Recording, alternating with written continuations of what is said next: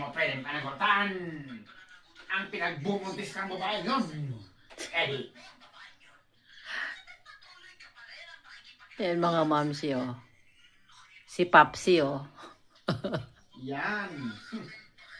Wala kaming pakialam sa babae yun. Andyan na naman siya nakikinig ng kanyang drama habang nagtutupi. Ayan, dami niyang tupiin. Kung ano-ano kasing inaatupag. Ayan. Doon siya sa second floor. Eddie, wow. Mamili ka. Susundin mo kami ng iyong mama. O lalayas ka sa pamamahay na ito, Eddie. Mamili ka. Sipag talaga eh.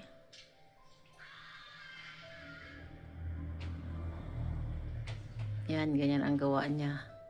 Happy na yan basta andun, may gym siya doon. Andun ang kanyang mga equipment sa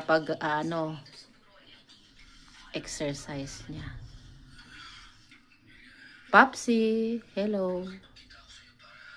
May irap. Eye rolling. Eye rolling talaga.